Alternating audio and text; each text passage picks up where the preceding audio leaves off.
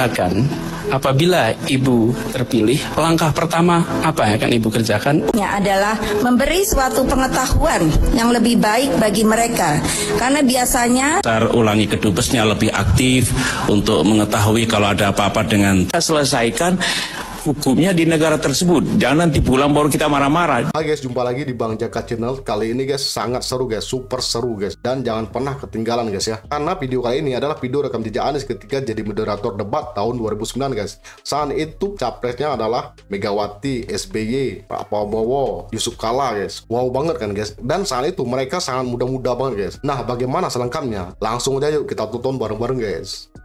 Jangan nonton sendiri ya. Jadi slogan Ibu itu Mega Pro Rakyat.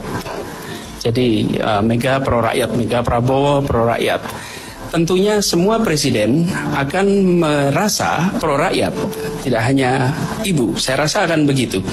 Tetapi pertanyaannya kemudian bagaimana Ibu menerjemahkan slogan Mega Pro Rakyat di dalam persoalan tenaga kerja Indonesia di luar negeri?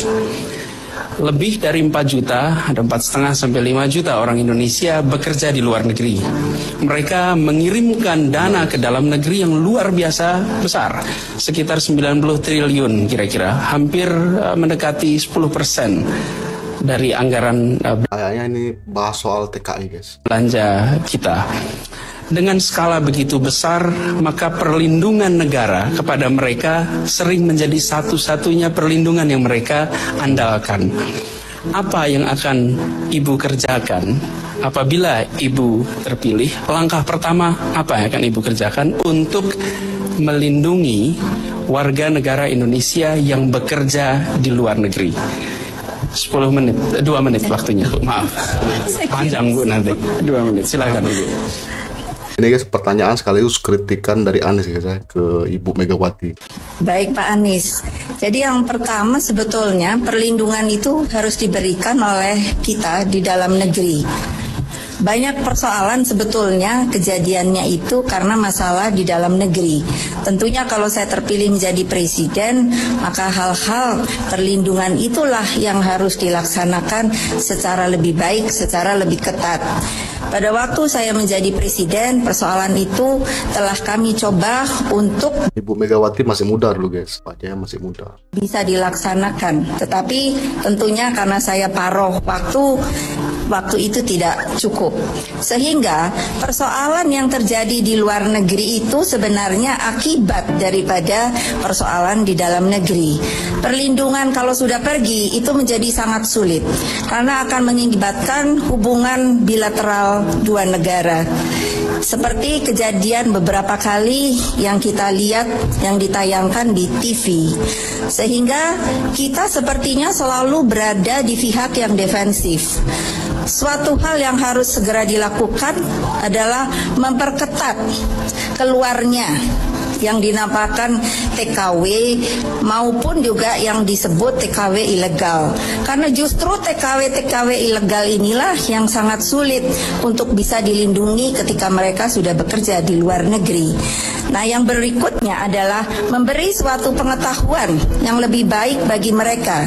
Karena biasanya yang tidak mengerti hak-hak itulah yang mengalami hal-hal yang sangat menyedihkan ketika mereka mencari pekerjaan di luar negeri. Banyak hal yang saya jumpai di kedutaan-kedutaan tempat penampungan mereka melarikan diri maupun juga mengalami suatu penyiksaan. Tapi ini karena sudah ada di luar negeri, itulah menjadi masalah. Kedutaan kita harus berhubungan dengan kedutaan yang lainnya atau pemerintah setempat. Terima kasih. Terima kasih, Ibu Mega.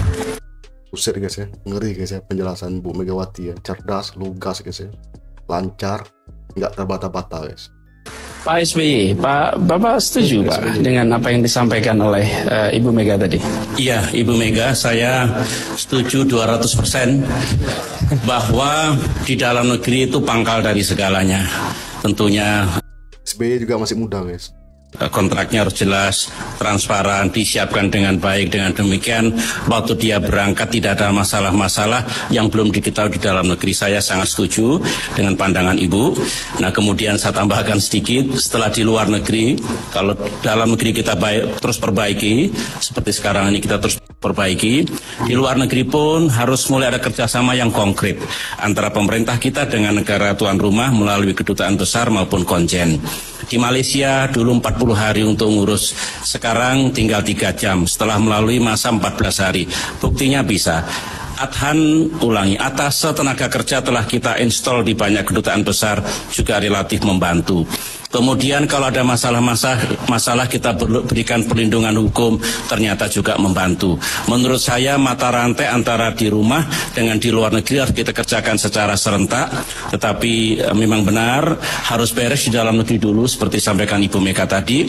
Kemudian kita pastikan setelah di luar negeri pun mereka mendapatkan perlindungan haknya, kemudian bisa berkomunikasi, kedutaannya besar, ulangi kedubesnya lebih aktif untuk mengetahui kalau ada apa-apa dengan tenaga kerja kita. Saya kira langkah itulah yang ke depan mesti ditingkatkan. Dengan demikian yang disampaikan Bung Anies tadi, mereka yang menjadi pahlawan mendapatkan pelayanan yang baik di dalam negeri maupun di luar negeri oleh perwakilan kita di negara-negara tersebut. Demikian pandangan saya. Terima kasih. Pak JK, bagaimana pandangan Pak JK? Sependapat tidak Pak JK dengan apa yang dikatakan Ibu Mega tadi? Silakan. Ya, tentu saya sependapat dengan Ibu Mega. Karena hal ini saya kerjakan juga pada waktu saya ke Quaestor buat Ibu Mega. Jadi tentu juga sangat penting. Ibu masih ingat waktu ada nunukan dulu Bu ya, waktu yang itu ya. Jadi memang masalahnya pertama dalam negeri ialah persiapannya tenaga kerja tersebut, pelatihannya dan pengetahuannya tentang hukum-hukum yang ada di negara tersebut. Tapi sebelumnya kita harus mempersiapkan juga, ini sebagai tambahan kepada Ibu Mega, kita mempersiapkan kontrak yang baik dengan antar negara tersebut, MOU-nya. Kita harus evaluasi dengan baik. Ketiga, yang juga saya kerjakan dulu sebagai Quaestor di bawah Ibu Mega, ialah mewajibkan semua kedutaan, khususnya Malaysia dan Saudi, untuk mempersiapkan lawyer-lawyer, pengacara-pengacara di semua kota-kota penting di Malaysia dan juga di Saudi dan sampai sekarang masih jalan, agar semua hal-hal tersebut kita selesaikan hukumnya di negara tersebut. Jangan nanti pulang baru kita marah-marah. Diselesaikan pada waktunya. Dan itu sudah berjalan. Karena masalahnya TKP-nya bukan di Indonesia. TKP-nya ada di Malaysia. Ada di Saudi. Jadi disitulah kita selesaikan. Kalau tidak bayar gaji, disiksa dan sebagainya, maka kedutaan kita dengan pengacara-pengacara lokal yang pemerintah bayar, kita harus katakanlah menuntut siapa yang bertanggung jawab di Malaysia, itu di Johor kah, di Kuala Lumpur kah, di Sarawak kah, atau di Riyadh dan sebagainya. Jangan nanti pulang baru bermasalah. Itulah hal yang kita harus persiapkan terlebih dahulu. Tapi benar bahwa masalahnya tentu persiapan sebelum berangkat itu harus lebih baik. Semua TKW harus dipersiapkan buku-buku manual di mana dia apa yang harus dikerjakan, di mana melapor, berapa nomor handphone, di mana melapor. Pak Yusuf, habis waktunya Pak. Terima kasih. Jadi Bu Mega tadi sudah dikomentari Pak SBY, Pak JK. Ada komentar balik dari Ibu Mega? Ya semua ngikut saya.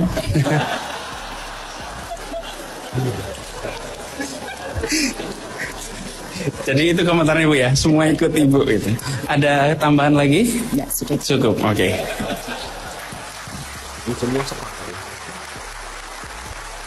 Jadi hadirin sekalian, Bapak, Ibu, Saudara pendengar di seluruh tanah air, saya rasa ada puluhan juta orang Indonesia yang saat ini mendengar kata TKI, TKW, punya keluarga, punya sanak saudara yang sedang jauh.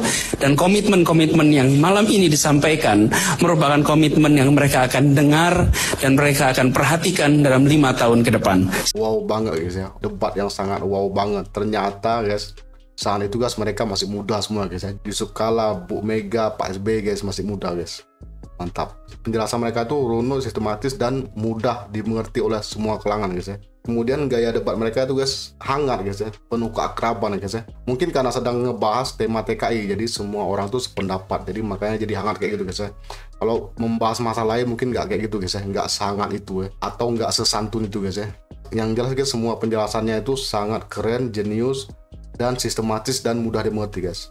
Yang di luar Nurul ternyata Pak Anies guys jadi moderatornya. Tuh yang di luar Nurul ya. Kok bisa Pak Anies lagi kan? Di mana-mana Pak Anies ya. Dia jadi moderator debat, dia jadi presenter TV, dia pembicara di Malaysia, dia pembicara di Oxford Inggris, dia pembicara di PBB kan. Kenapa dia terus guys? Nah itu dia ya kan.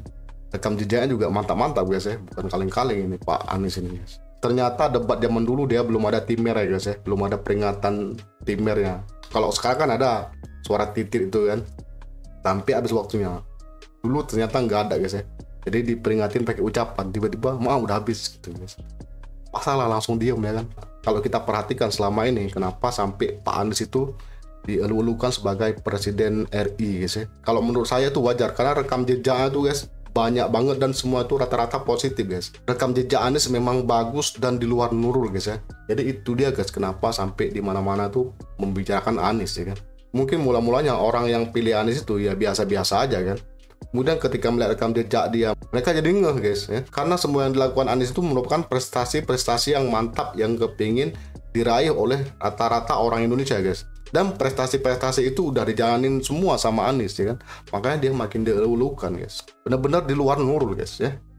Nah gimana guys? Jangan lupa tinggalkan tanggapan, opini, sanggahan, kritik di kolom komentar guys. Karena itu sangat berguna banget buat menambah ilmu pengetahuan dan menjadi referensi kita semua guys. Wow. Oke, saya cukupkan videonya sampai sini. Kalau ada salah kata mohon maafkan. Dan sampai jumpa lagi di video selanjutnya. Wassalamualaikum warahmatullahi wabarakatuh. Wow. Dua guys.